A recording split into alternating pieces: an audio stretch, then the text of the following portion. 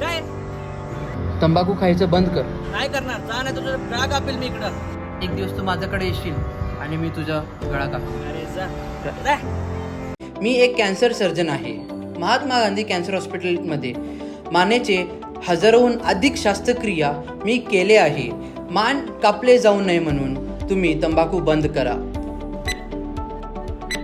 तुला बोललो होतो मी, तू एक दिवस माझ्याकडे येशील.